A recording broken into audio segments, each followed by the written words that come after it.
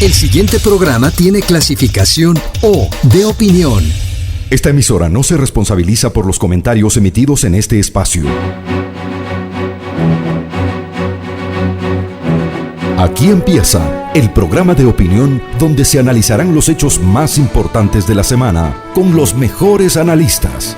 Bienvenidos a Descifrando con Thalía Flores, gracias al respaldo publicitario de Claro Video y HBO Max vienen incluidos en tu plan de internet de fibra óptica de Claro para que mires tus series y pelis en cualquier lugar. Contrata ahora tu plan con más velocidad por $25 más IVA al mes llamando al 505,000. Claro, por ti y para ti.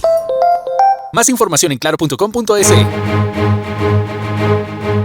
Hola, buenos días. En manos de la Corte Constitucional, que tendría que dar un dictamen de admisibilidad, estará el pedido a juicio político al presidente Guillermo Lasso, que propone la Asamblea Nacional, que este sábado conoce el informe de la Comisión Multipartidista que recomendó enjuiciar al primer mandatario en el caso Gran Padrino.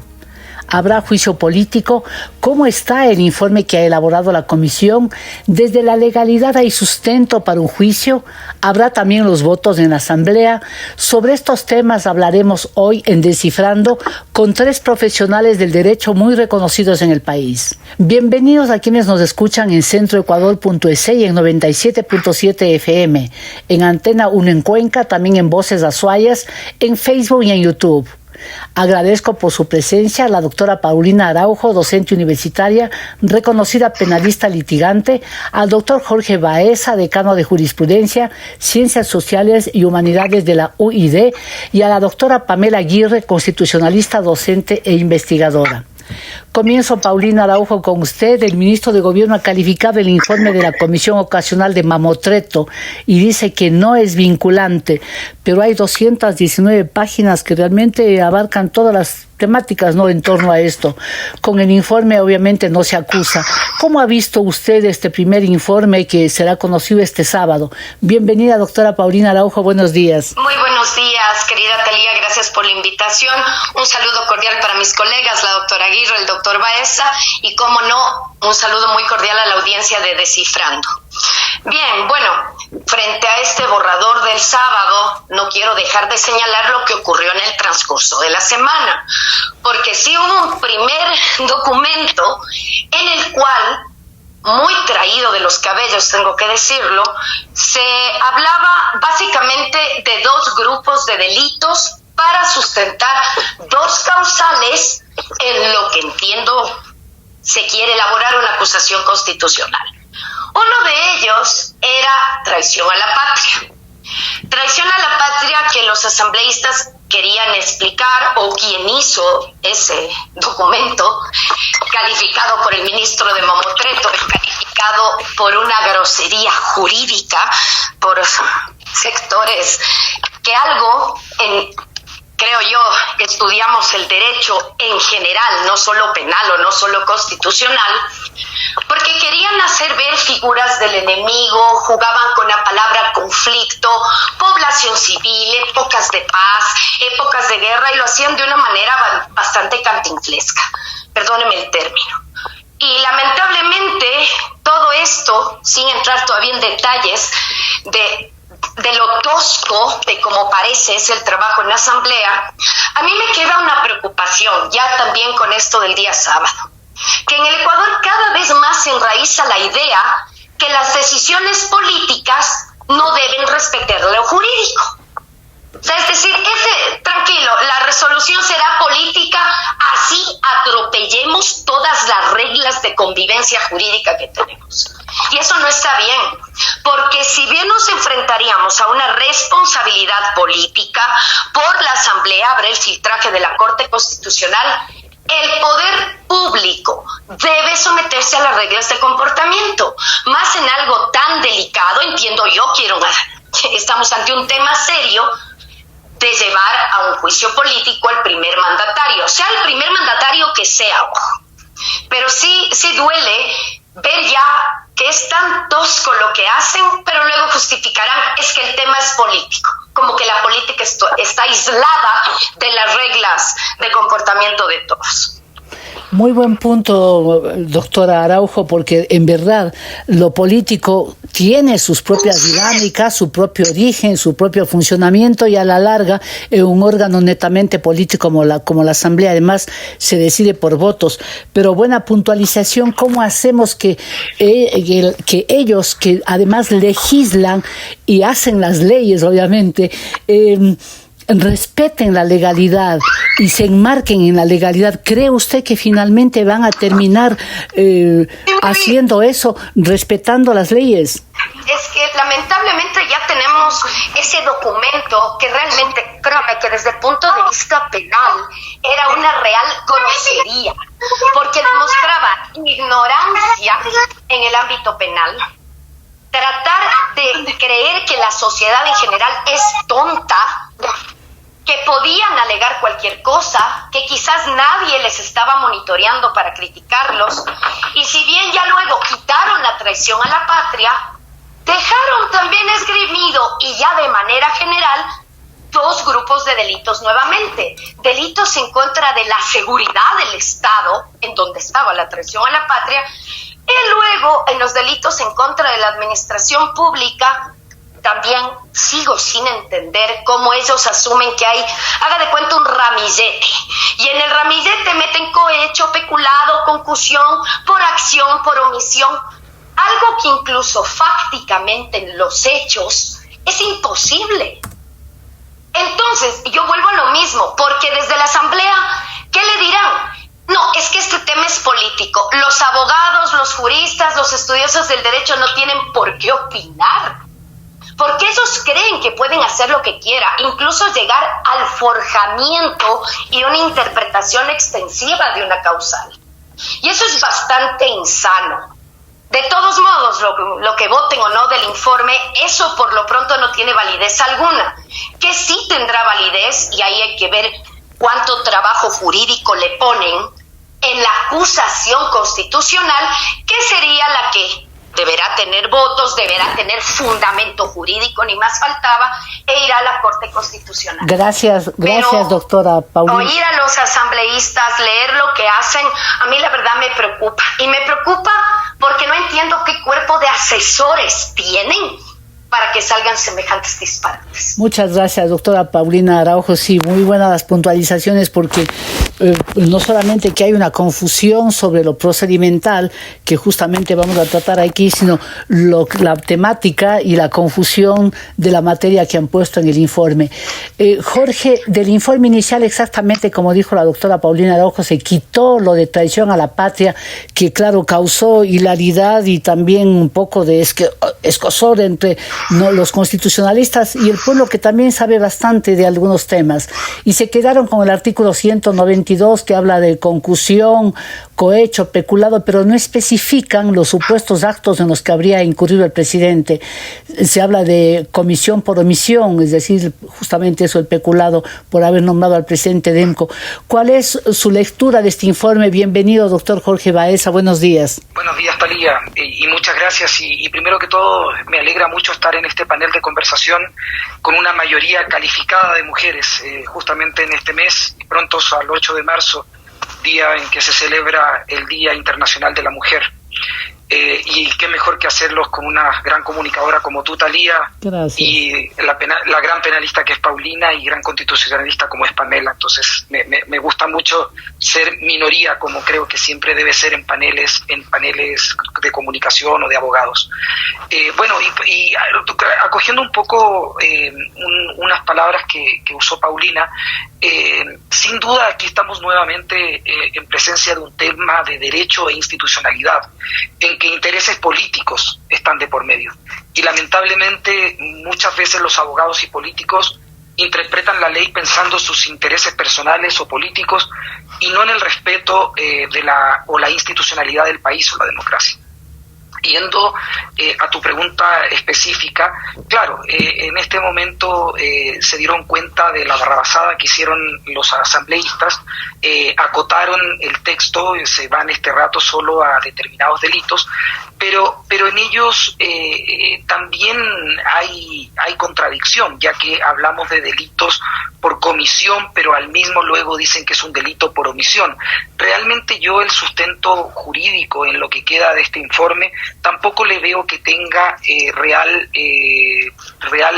asidero legal, y lo que ocurra ahora sin duda en la Corte Constitucional, que va a tener que llegar a manos de ellos, el texto que sea, va a ser lo gravitante. Y obviamente la Corte en esto tiene 3 puntos siempre a analizar. Primero, va a ver si esta propuesta está de conformidad con la Constitución, si esta solicitud contiene una infracción que se imputa o por una tipificación jurídica que se hace en esa solicitud. Y por último, si procede o no iniciar el juicio político. Entonces, yo confío en que la Corte Constitucional, basándose en derecho, va a emitir este dictamen, y bueno, tendremos que esperar a ver cómo se van dando las cosas. Gracias, muchas gracias, Jorge Baeza. Un asunto puntual, porque lo que se ha visto esta semana es, claro, un cambio. Quitaron lo de traición a la patria porque rebasaron todos los límites, pero en una declaración del asambleísta Pazmiño, cuando dice que no importa, que van a haber otras cosas, ¿por qué se maneja tan a la ligera un tema constitucional, un tema que tiene que estar apegado a la ley? ¿Cómo estás siguiendo tú, como decano de una facultad de Derecho en el Ecuador, este hecho de la Asamblea Nacional? Sí, definitivamente ese es un tema que me da tristeza, porque realmente, como lo dije anteriormente, estamos frente a gente que habla desde un tema político y no jurídico.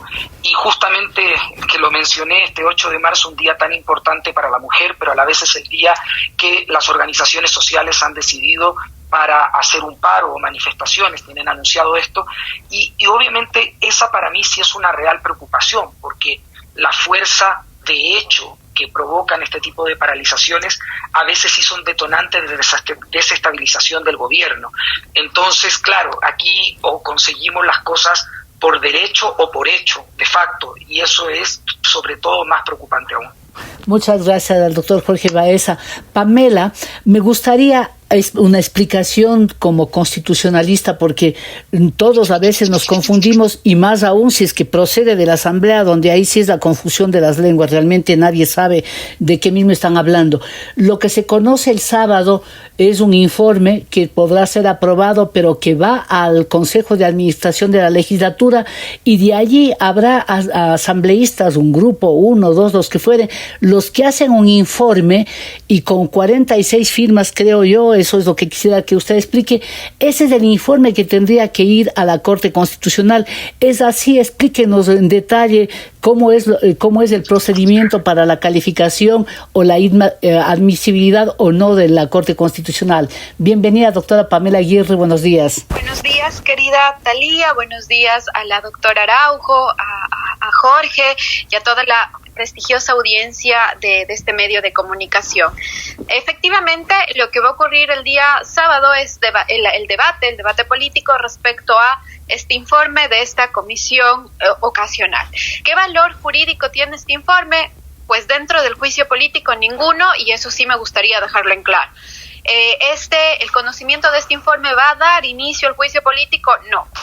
Lo que tiene que ocurrir para que se dé formalmente el inicio a un juicio político es que 1 o 2 asambleístas, que la Ley Orgánica de la Función Legislativa los denomina interpelantes, presente un inicio, una acusación de juicio político, y que en este informe se singularice una de las infracciones establecidas en el artículo 129, ya lo señaló la doctora Araujo, sean delitos en contra de la seguridad del Estado, delitos en contra de la administración pública o algunos delitos de lesa humanidad. Y una vez que se cuenta con ese documento en el que se presenta una acusación formal, se tienen que recoger firmas. Una vez que se tienen las firmas, 1/3 de los integrantes de la Asamblea que apoya este juicio político, recién ahí va al CAL. El CAL realiza el primer filtro de admisibilidad, es decir, verificar el número de apoyantes, adherentes de este proceso, que exista la formulación. Puede ser que en el CAL inclusive ni siquiera pase este filtro de admisibilidad, y si el CAL admite a trámite, va a la Corte Constitucional para el dictamen previo y vinculante de admisibilidad del juicio político. la Corte Constitucional, de conformidad con el artículo 148 de la Ley Orgánica de Garantías Jurisdiccionales y Control Constitucional, tiene que verificar algunos puntos. En el artículo están parafraseados, están numerados, 3 ítems. El primero, que tiene que ver con que la acusación haya sido presentada de conformidad con la Constitución, esto es el número de adherentes para el juicio político, y la petición por parte de uno o dos asambleístas que serán los interpelantes. En el numeral 2 se establece que la Corte tiene que verificar que se haya singularizado, que se haya identificado cuál de los posibles delitos de los que se establecen en el 129 se está imputando esa acción u omisión a la autoridad interpelada, en este caso posiblemente el presidente de la República. Y luego el artículo hace referencia a una identificación si efectivamente las acciones descritas de la petición se encuadran dentro de los tipos penales establecidos en el artículo 129. Y entonces aquí es donde empieza el debate de, bueno, ¿cuál es el alcance que tiene el control constitucional que va a realizar la Corte Constitucional? La Corte Constitucional puede realizar un control meramente formal, como se lo hizo en el caso de Jorge Glass en 2017, o la Corte puede realizar un control más de fondo, la redundancia, material, es decir, de confrontación argumentativa de si efectivamente existen o no los argumentos suficientes para poder llevar a cabo este juicio político. ¿Y de qué depende o es discrecional de la Corte Constitucional el saber cómo aboca, cómo analiza para admitir o no el juicio? Este es un tema muy interesante. La Corte puede realizar, como le digo, estas dos interpretaciones. Una interpretación de que este numeral 2 es meramente formal, un checklist, es decir, verifico que haya un argumento, verifico que sea una de los tipos penales establecidos en el 129 y se cumple. O puede realizar una argumentación, un cotejamiento material, es decir, bueno, se me está argumentando que esta acción o esta omisión ha generado el cometimiento o posiblemente ha generado el cometimiento de este delito y voy a analizar si existe coherencia y congruencia lógica jurídica. Este análisis material no significa que la Corte Constitucional va a analizar si hay el cometimiento del delito penal. ¿Por qué? Porque efectivamente dentro de las competencias de la Corte Constitucional no es un juez penal, no es un juez que determina responsabilidad penal. Entonces, el análisis que realizará la Corte, si hace un análisis material, es de si existe mérito, es decir, si efectivamente existen argumentos suficientes, coherentes, lógicos, respecto a la acción y la tipificación. Gracias. ¿Esto de qué va a depender? Básicamente de la decisión que tome la Corte de cómo realizar ese control. Muchas gracias, doctora Pamela Aguirre. Doctora Paulina Araujo, para cerrar este primer bloque, esta decisión es potestativa obviamente de la Corte Constitucional, pero ¿hay algún argumento, alguna cosa que a uno le haga prever cómo va a ser el análisis de la Corte Constitucional, o es discrecional, o simplemente de qué depende? Claro, es que por el momento, con el procedimiento que nos explicó la doctora Aguirre, muy prolijo, y me encanta porque ahora ya no tenemos margen de duda que esto no solo es un informe que salen a dar rueda de prensa y que ya te sacamos por juicio político, que es como muchos de los asambleístas han hecho el sainete en ruedas de prensa. Esto es un poquito más detallado, tiene varios pasos. Mire que hay un primer filtro en la propia asamblea. Uh-huh. Por eso yo considero que sería un tanto prematuro al día de hoy, porque todavía no tenemos la acusación constitucional para ver en qué causal misma se van a centrar, ni tampoco sabemos si pasará el filtro del CAL. Pero, hipotéticamente, muy bien lo ha explicado la doctora Aguirre, los límites que tendría de análisis la Corte Constitucional. Y yo pienso que si bien son formales, no puede ir al fondo, sí es formal, y pienso que la Corte Constitucional lo puede hacer, el contraste de una estructura formal básica. Si los hechos que me exponen tienen concordancia con la causal resumida en un delito que me alegan. Eso es formal, a mi criterio. Usted ve, ok, usted me narra esto, pues sí, parece concusión, pues sí, parece peculado, parece que calza, ¿ok? La Corte, por obvios motivos, no puede ir a lo material, que sería ver si es que está o no probado aquello, menos aún establecer responsabilidad.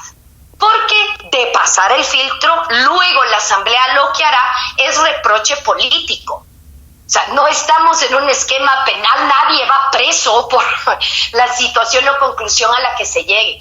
Pero a mi criterio, pienso que la Corte sí podría, sin ir al fondo material delictivo, eso no lo puede hacer, un filtraje básico de si lo que usted me narra al menos calza en forma a la causal del delito que se está alegando. Ahí quedémonos en este primer bloque. Estoy realmente complacida de que hayan participado ustedes, porque nos están explicando algo que la gente mira como que ya el juicio comienza, y la explicación que han dado es tan contundente y con todos los argumentos que tenemos mucho más claro el panorama. Permítanme aquí hacer una primera pausa. A la audiencia le invito a enviar sus comentarios a la cuenta de Twitter @TaliaFloresF y también al Facebook. Ya volvemos.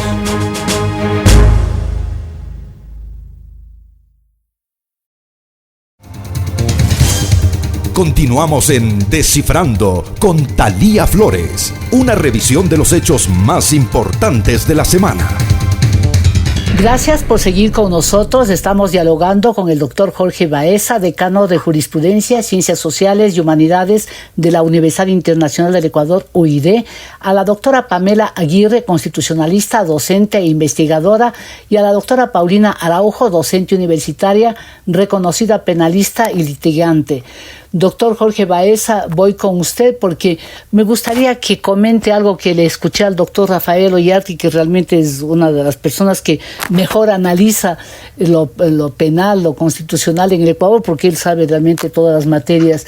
Dijo al hablar de este informe que prepararon, en donde se hablaba comisión por omisión, o que las dos cosas a la vez no pueden ser, que es un horror, que se trata algo así como de un cajón del desastre. Y entonces, ¿de qué estamos hablando? ¿Se excedió la comisión al hacer ese informe que este sábado será conocido, valorado y obviamente al parecer va a ser aprobado? ¿Cómo están ustedes observando esto, doctor Baeza? Claro, yo comparto en esto el criterio y lo que ha dicho el doctor Ollarte. El informe de la Asamblea Nacional cuenta con 219 páginas y se plantea con poco acierto las posibles causales para llamar a juicio político. Sin embargo, lo hemos visto y veamos cómo finalmente la Asamblea corrige estos planteamientos cerrados y qué es lo que vamos a tener el día de mañana.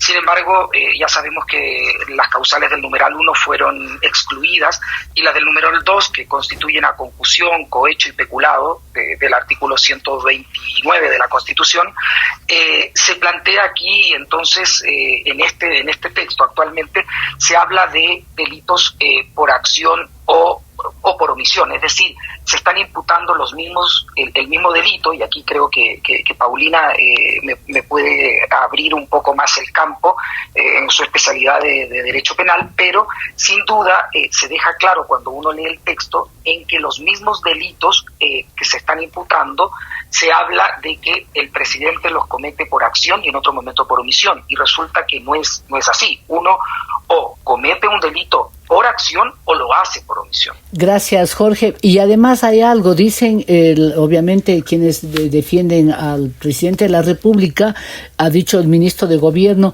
que lo que hizo es aplicar una ley que ya existe, el presidente. Entonces, cuando nombró al presidente de EMCO, que es la raíz, el origen de todo este proceso. Correcto. Sí, en eso completamente Talía de acuerdo. Está además aludiendo, estamos en este momento frente a lo que es un juicio político al presidente y el presidente, o como todo delito, se puede cometer por acción o por omisión, pero existen otras personas posiblemente responsables, que eso obviamente lo verá la justicia penal. Y lo sabremos eso obviamente luego de un largo proceso. En este momento debemos atenernos a la responsabilidad directa del presidente para poder ser enjuiciado políticamente. Muchas gracias, doctor Jorge Baeza. Pamela, me gustaría completar la explicación que estaba dando tan contundente y realmente que esclarece, ¿no?, lo procedimental. Más o menos, ¿cuántos días se calcula que todo esto podría transcurrir hasta, si es que, digamos, en el caso de que se aprobaría y habría la vía libre para iniciar el juicio político al presidente? He escuchado a algunas personas de algo así como de 45 días. Hay días, hay un tiempo que tiene que respetar la Corte Constitucional.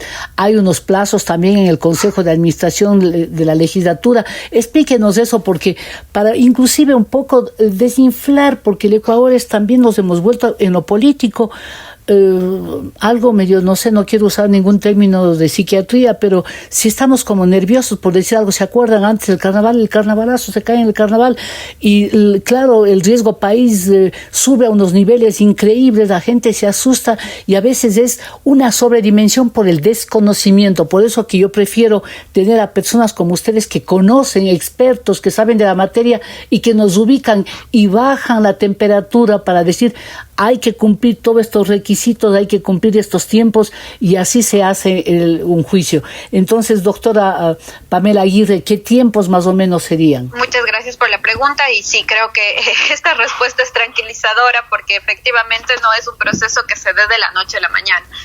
Sí, la Corte Constitucional ha superado el filtro de admisibilidad, tampoco es que vamos directamente al juicio político, y esto también es importante tener presente. ¿Por qué? Porque recién ahí entonces este informe o esta petición irá a la Comisión de Fiscalización, quienes tendrán que analizar los méritos de los argumentos, tendrán que correr traslado al interpelado, en este caso, si llegase a darse el juicio político en contra del presidente, correr traslado al presidente para que el presidente formule argumentos de descargo, y puede ocurrir que en la comisión de fiscalización se decida no convocar a juicio político. Si eventualmente se decide convocar a juicio político, entonces empieza ya propiamente la fecha en la que se decidirá el juicio político como tal, es decir, la sesión de pleno en la que se convocará al presidente, los argumentos, los interpelantes presenten la acusación y habrá debate.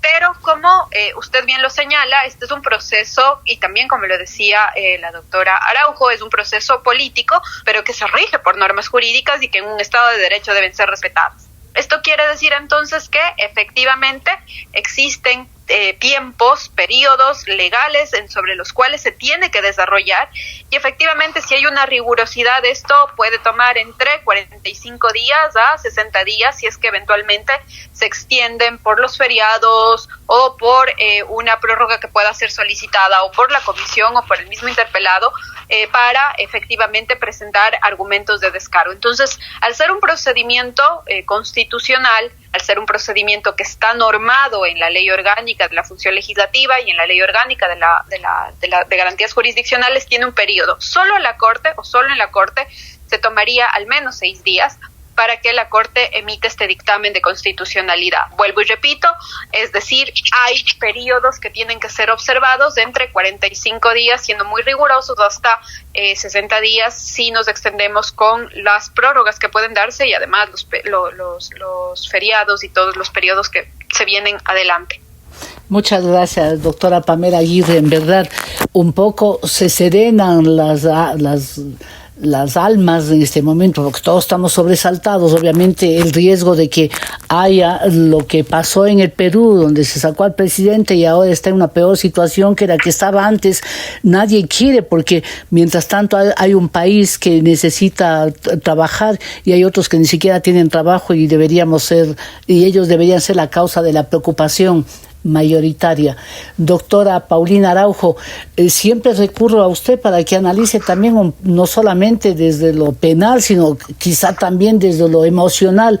¿Cómo se explica usted una intervención de la asambleísta Mireya Pazmiño, que en un momento dado dijo que no importa lo que pase, por último, no poniendo también que en el supuesto de que la Corte Constitucional no admita y no dé el informe, habló de una serie de cosas, un poco dijo: aquí hay un menú de posibilidades, porque también también está la calle, porque el presidente un día dice una cosa y al otro día se desdice, un día se quiebra el pie y al otro día camina. ¿De qué estamos hablando? Eso es materia para un juicio, es una materia que debería llevar a un presidente de la República a estar en la situación en la que está el presidente Lasso. Me leyó la mente, querida Thalía, porque justo esto me anoté para reflexionarlo. Claro, usted ve que hay asambleístas que evidentemente no se toman en serio su trabajo, y eso demuestra un desprecio al país, y eso a mí me preocupa.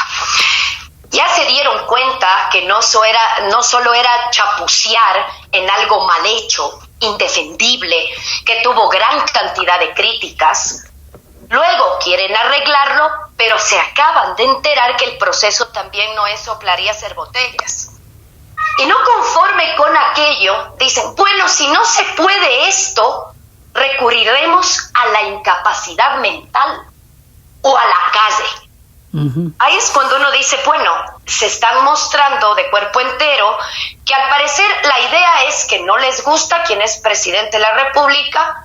Puede ser que a muchos no nos guste quién es el presidente de la República, pero eso no es aval para que alguien que representa a los ecuatorianos en un órgano público, que es la Asamblea, es decir, la señora es funcionaria pública y tiene que, obviamente, cuando hace una rueda de prensa, al menos decir algo coherente, porque están mostrando que al parecer esto es un juego, como un globo de agua. Lanzaron esto para ver si había que depurar, si se puede, como que esto es un ensayo político jurídico, no sé si para generar caos, lo cual sería perverso, ¿no? Porque quizás nos tienen debatiendo argumentos jurídicos, tratando de explicar cuál es el procedimiento, qué está mal, qué podrían mejorar, cuestión que es responsabilidad de ellos, hacer bien las cosas. Como para, no sé si medir un timing político de que se unan varios escenarios y no se dan cuenta que el país está en el medio. Uh-huh. Se están generando una zozobra general. Soy docente, empecé clases este semestre y me preguntan, si hay paro, ¿qué vamos a hacer con las clases? O sea, créanme que las personas no están pensando al día de hoy la causal 1, 2, el paso del juicio político, qué viene luego, qué dirá la Corte. Yo sí pienso que una mayoría de los ecuatorianos lo que quiere es estar en paz. Quiere trabajar, quiere producir, quiere tener una mediana idea de equilibrio, de que el país no va a entrar nuevamente en un caos, que de por sí ya tenemos una endeble institucionalidad de los órganos públicos, en todo sentido. Entonces a mí sí me parece que es lamentable, y volvemos a la idea con la que empezamos esta mañana. Creen que porque son políticos pueden saltarse todas las normas lógicas y coherentes que nos rigen a todos. Ahora, el problema, y eso dice Paulina, mucho de la calidad de asambleístas, ¿no? Sí, querida Paulina, lo que sucede es que se creen prevalidos de haber sido elegidos y nadie les toma cuenta. O sea, ¿a quién rinden cuentas los asambleístas? Porque le han puesto al país al borde, siempre está el país como al borde del precipicio, y yo digo, siempre es posible estar peor, o sea, estar más cerca de irnos a la profundidad, y falta una responsabilidad, porque el discurso del día jueves de la señora Pazmiño realmente creo que fue sobrecogedor, y vamos a ver qué hacen este sábado. ¿Hasta dónde llega la responsabilidad de un asambleísta o de un grupo parlamentario en ponerle al Ecuador en esta situación? Mire, es triste, ¿no? Porque a la final, si usted me pregunta, mire la calidad de asambleístas que tenemos, esos asambleístas fueron votados, pero no quiere decir que si llegaron a ser asambleístas pueden hacer lo que les dé la gana. La propia Constitución dice, todos debemos acoger y acatar lo que dice la Constitución y las leyes. No por ser autoridad es que puedo hacer lo que quiera.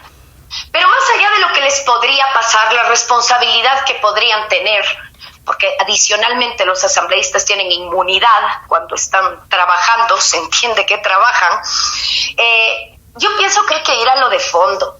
Estos debates que estamos haciendo, incluso las ruedas de prensa defensa que demuestran que nunca se han motivado al menos saber las reglas de comportamiento legales en la sociedad, ojalá nos haga replantear y cada vez la sociedad se haga reflexiva en la importancia del voto, ¿no? En saber por quiénes votamos, porque luego les estamos dando un poder de fiscalizar, de que hagan normas. Y yo creo que esto desnuda que el voto no ha sido meditado. Gracias. Porque con gracias. todo respeto, o sea, todas las expresiones que lo han dicho demuestran que ni siquiera tienen claro que la incapacidad mental alegada, como si no sale esto, luego diremos que la persona tiene perturbación mental. Ahora tiene requisitos aquello. No es porque yo lo alego, o sea, pero eso demuestra que ni siquiera leen las normas que tenemos. Exactamente, y por ahí hay un asambleísta que inclusive votó a favor del informe contra su propio jefe.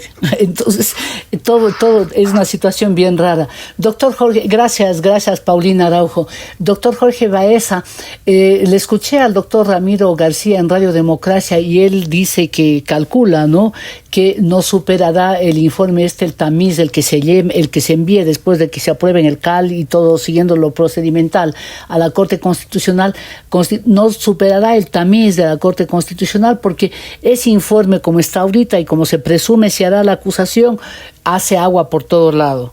Sí, yo estoy de acuerdo con ese planteamiento y bueno, aunque a veces nos llevamos sorpresas y veamos todavía pueden reformar este informe y buscar alguna solución más legal para presentarla, porque sin duda sabemos que lo que hay detrás, que es un tema político, están decididos, o sea, aquí el objetivo es destituir al presidente. Lo demuestran de manera chabacana, que si no lo consiguen, como lo dije anteriormente, a través de una forma, lo buscarán a través de otra. Aquí realmente lo que la Asamblea siempre ha buscado hacer es abusar de una función que la misma Constitución le entrega, y es la de fiscalizar. Realmente la Constitución es la que establece esta facultad de fiscalización, que en muchas constituciones del mundo existe, pero aquí hay un abuso de este control, de esta facultad de iniciar juicios políticos en contra de presidentes o vicepresidentes. Y comparto también algo que acaba de mencionar Paulina, que el poder es legítimo porque nace de un voto popular. El problema es cuando el pueblo no sabe elegir y efectivamente lo que uno aspira como una solución social, como una democracia bien entendida, se destruye porque empieza a existir intromisión de poderes en otro. Aquí nadie respeta su propio metro cuadrado y hace intromisión en los otros poderes del Estado. Y eso sí es grave y peligroso. Y de paso, Talía, también hay un tema preocupante y sin duda son algo que ya lo hemos visto y que es el tema de las paralizaciones.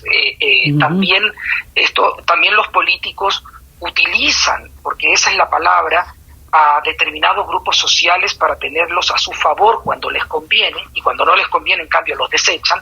Pero ocurre que esto lleva a graves consecuencias económicas, y que incluso como académico me ocurre exactamente lo mismo que Paulina, de no saber si la próxima semana vamos a tener o no clases. Esto no es bueno. El ejemplo de Perú también que tú mencionaste es prueba fehaciente de que cuando las cosas se hacen mal terminan siendo una solución peor. Muchas gracias, y aquí tengo que hacer una nueva pausa. Gracias, Jorge Baeza, recordándole a la audiencia que Descifrando puede ser escuchado en 97.7 FM, en centroecuador.es, en Antena 1, en Voces Azuayas, en YouTube. Ya volvemos. Esto es Descifrando, un programa de opinión con Thalía Flores. Continuamos, están hoy en Descifrando la doctora Pamela Aguirre, constitucionalista, docente e investigadora, la doctora Paulina Araujo, también docente universitaria, reconocida penalista y litigante aquí en España también, y el doctor Jorge Baeza, decano de Jurisprudencia, Ciencias Sociales y Humanidades de la UID.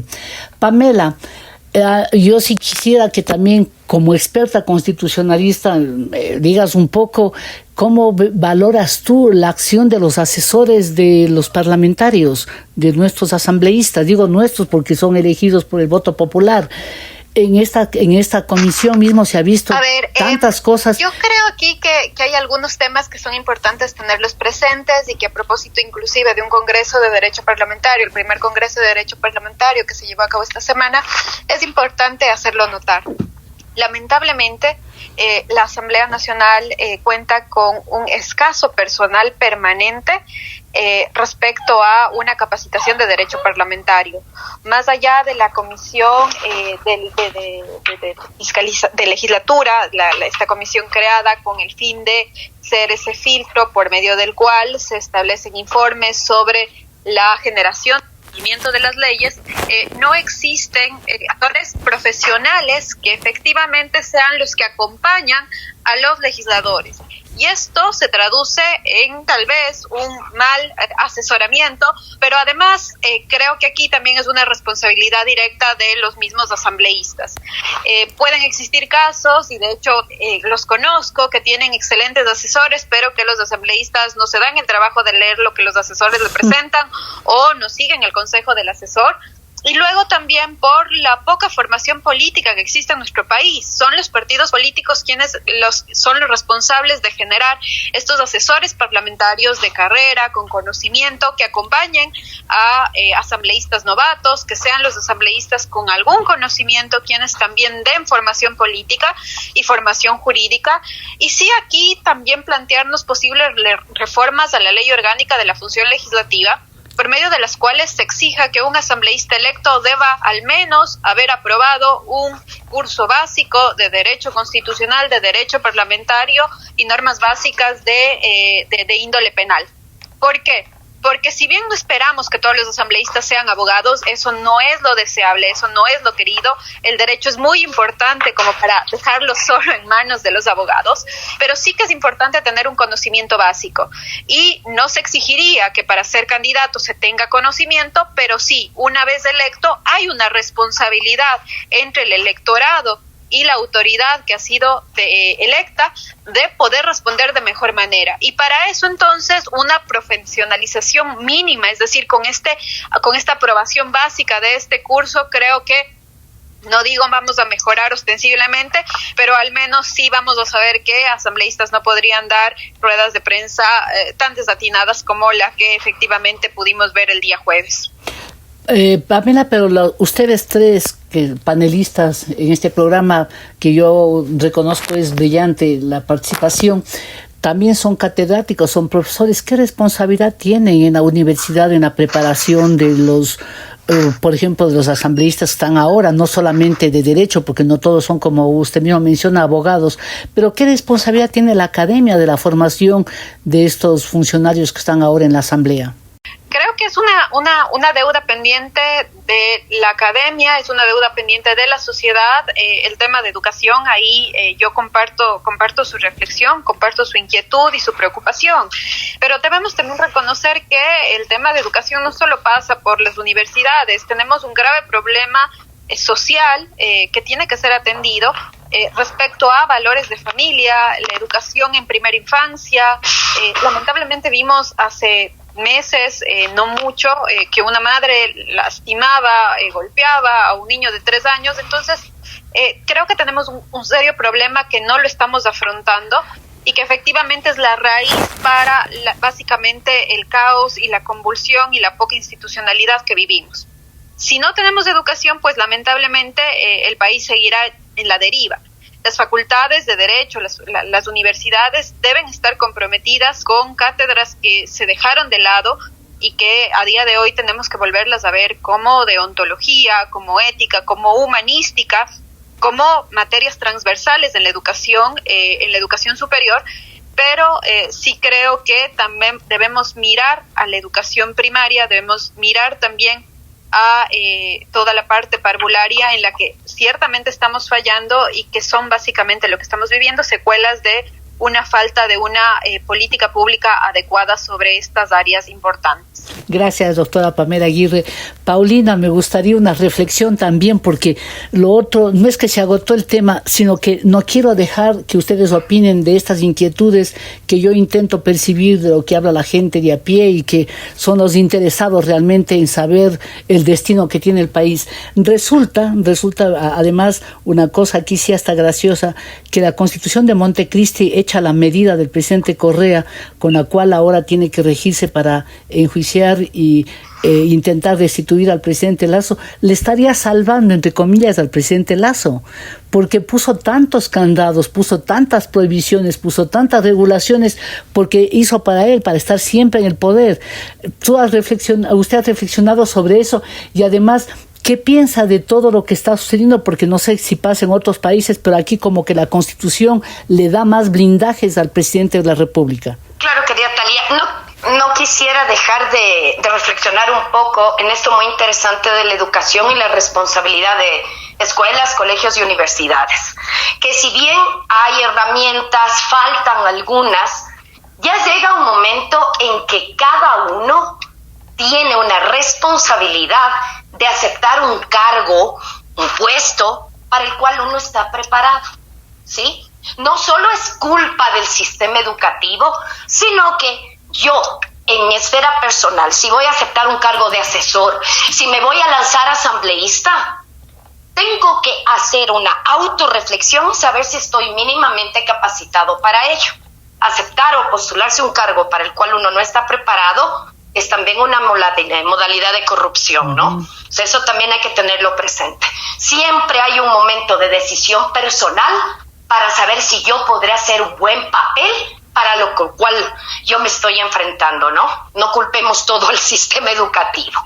Ahora bien, lo que usted me dice de la Constitución de Montecristi, yo sí quisiera dejar en claro que los criterios jurídicos, y pienso que la doctora Aguirre y el doctor Baeza van a coincidir conmigo, las críticas que se ha hecho estos penosos días de este borrador, ruedas de prensa totalmente que no van a tono con el ordenamiento jurídico, esto no se lo hace por defender al presidente actual. O sea, el sistema jurídico, lo que está ocurriendo y las críticas que uno puede dar es independiente de quien ostenta el poder el día de hoy.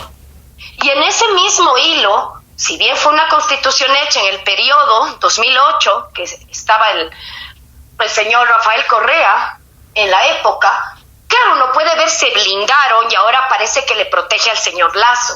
Créanme que en este punto, sea Correa, Lasso, el del medio, yo creo que el Ecuador ya no está como para personalizar el problema jurídico. Si esta es la norma que está vigente, favorable a quien le sea, que le proteja o no, yo creo que eso ya no es el problema de fondo.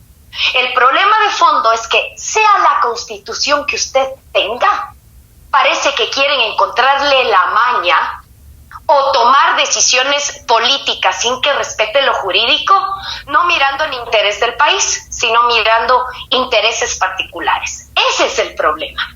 No creo que el problema sea la Constitución de Montecristi, la otra, Lasso, Correa. Yo creo que en el Ecuador tenemos que dar un pasito más allá y no personalizar en alguien el desequilibrio, sino que es una inobservancia de la norma que sea. Créanme, que si lo que quieren es el desequilibrio actual, con norma o sin norma, harán lo que quieran. Y eso es lo que nos duele, porque no aprendemos de la historia. Eso es lo que duele, constatar una asamblea que nos demuestra que vamos de tumbo en tumbo, que aquí todo vale, y que si no es esto, ya veremos lo otro, y que si no es en la asamblea, calentamos las calles. Y quien quiere calentar la calle le dice al actual presidente, si usted activa la muerte cruzada ya va a ver. Ajá. ¿Sí se da cuenta cómo estamos en un triángulo de manipulación de discursos y no se dan cuenta que está en el medio está un país, y eso es lo que duele? La Constitución de Montecristi no juega ningún rol. Exactamente. Porque totalmente la despedaza. Y yo sí quería preguntar lo de la Constitución, porque se supone que apruebe como fuera aprobada, la Constitución es la norma y es lo que tiene que regir en el país. Gracias, doctora Paulina Araujo. Jorge Baeza, también quisiera una reflexión que ya la han hecho Pamela y Paulina sobre el rol de la academia, desde la postura que tengan cualquiera, y en este caso quiero la tuya, porque yo sí veo que cuando uno dice bueno, los que están allí es lo que da la tierra, se dice, ¿no? Y en este caso sería lo que produce la universidad. ¿Ustedes sí reflexionan sobre lo que está produciendo la universidad, lo que está produciendo la academia en todo el Ecuador? Sí, Talía, en todo caso quería mencionarte algo respecto a lo que preguntaste de la Constitución. Para mí, el blindaje obviamente es relativo, porque si no tienes mayoría en la Asamblea, como ahora ocurre, todo se torna más complicado. Es decir, este blindaje, aunque no solo depende de la Asamblea, sino también de la Corte Constitucional, como hemos visto, y es todo un proceso, pero realmente aquí el problema es que gobernar con una Asamblea en contra es complicado. En cambio, el blindaje es absoluto, de acuerdo a nuestra actual Constitución, cuando tú tienes una Asamblea a tu favor, porque tienes una Asamblea a tu favor y definitivamente el tema de así cometas realmente delitos, no vas a ser enjuiciado. Entonces hay que pensar en eso. Creo que más bien la Constitución nuestra actual, que se pensaba que iba a ser buena para retornar a que funcionen los pesos y contrapesos, no está funcionando. El tema de pesos y contrapesos no está funcionando, y eso es muy grave, y sobre todo cuando el elector, como lo hemos visto, elige a sus asambleístas, a sus alcaldes, a concejales. O sea, el proceso de elección es completamente a través de gente que en nuestro país no tiene educación. La educación falta tanto para el elector como también para quien asume, va a elecciones. O sea, los candidatos tampoco lamentablemente están preparados para ello, y ello es un motivo y sin duda demuestra que hay corrupción. Ahora, la educación es un derecho humano, es lo más importante para el desarrollo y uno de los instrumentos más eficaces para reducir la pobreza y mejorar la salud, lograr la igualdad y la paz. Y obviamente en países como el nuestro, donde la educación ha estado relegada, todos estos problemas saltan como una olla de presión. Estamos viendo que la educación no logra erradicar, aquí es tan precaria que no nos logra erradicar la pobreza, no logra igualdad y lo más deseado que es una sociedad, que es la paz y la estabilidad.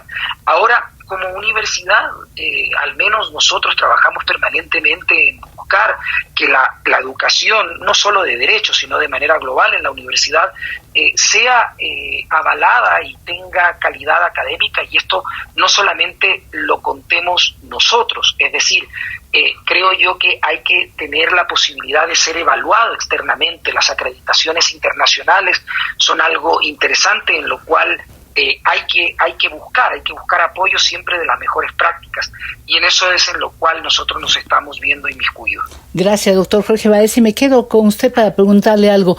Si es que habría que hacer una valoración sobre el debido proceso en lo que va de este juicio político o del planteamiento, ¿no? Porque ya vimos cómo el juicio político sería mucho después de que la Corte Constitucional admita a trámite. ¿Cómo está, digamos, el debido proceso? ¿Se está siguiendo o se ha ido por cualquier camino con tal de llegar a lo que quiere la mayoría de la Asamblea? Yo considero que el proceso se ha respetado. El problema son la falta de fundamentación jurídica, que es lo que hace que el proceso cojee. El proceso hasta el momento ha llevado tiempos, se ha presentado, es que lo puede presentar un asambleísta, luego, como tan largamente y exhaustivamente lo explicó Pamela, tiene que haber determinados votos. El proceso ha ido, el problema son como le digo, son los fundamentos que se han esgrimido para poder enjuiciar políticamente al presidente. Muchas gracias.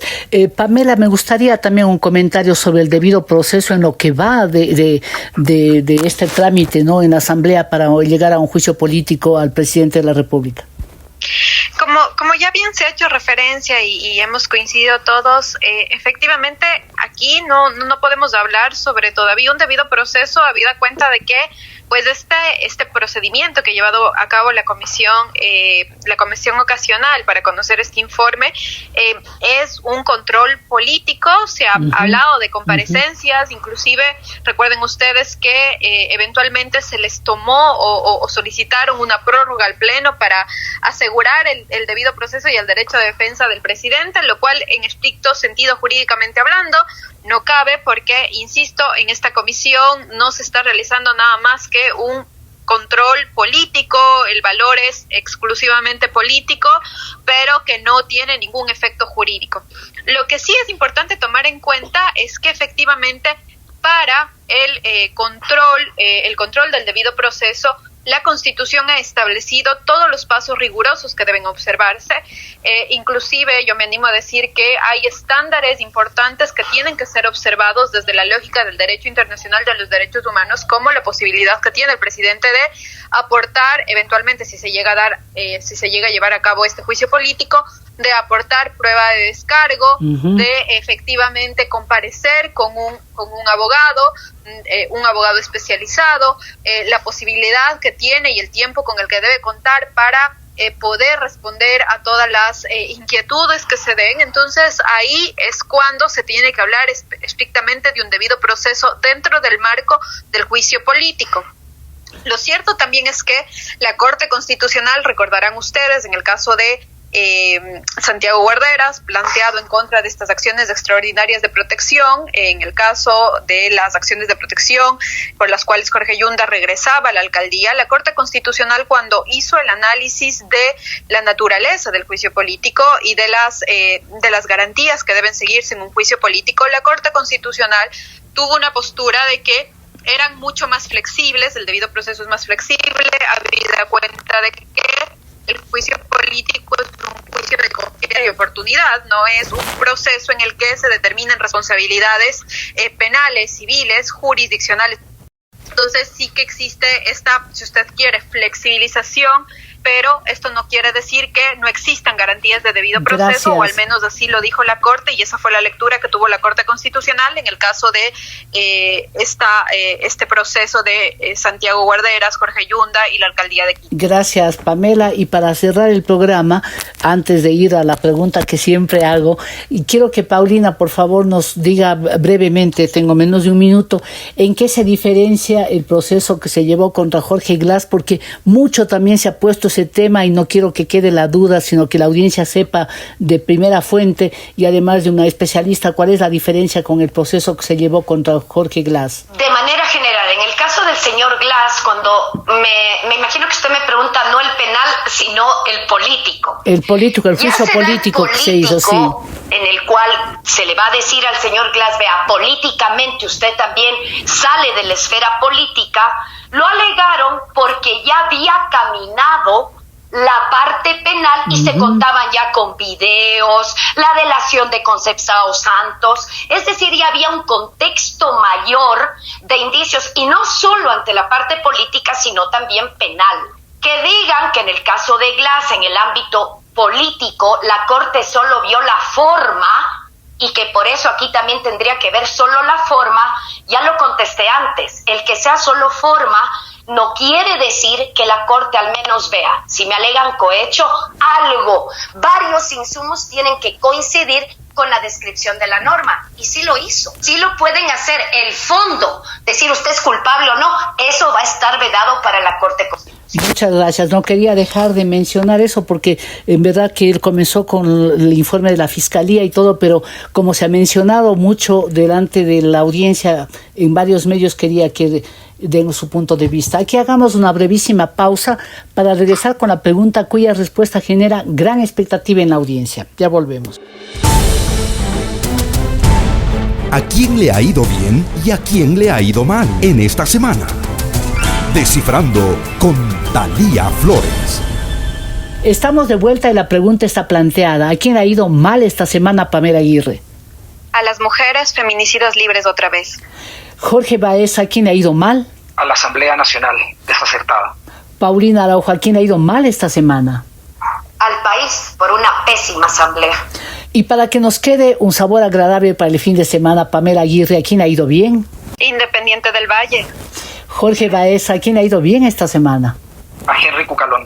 Paulina Araujo, ¿a quién le ha ido bien? Al deporte, a la tricolor. Gracias a los panelistas que han estado hoy con nosotros en Descifrando y a ustedes, amigas y amigos, por su fidelidad. Envíen sus comentarios a la cuenta de Twitter @TaliaFloresF y también al Facebook. Les espero la próxima semana. Gracias, chao. Aquí termina Descifrando con Thalía Flores. Les esperamos el próximo sábado desde las 8 de la mañana y los domingos su reprise desde las 7 de la mañana. Gracias al auspicio de Claro Video y HBO Max vienen incluidos en tu plan de internet de fibra óptica de Claro para que mires tus series y pelis en cualquier lugar. Contrata ahora tu plan con más velocidad por $25 más IVA al mes llamando al 505,000. Claro, por ti y para ti.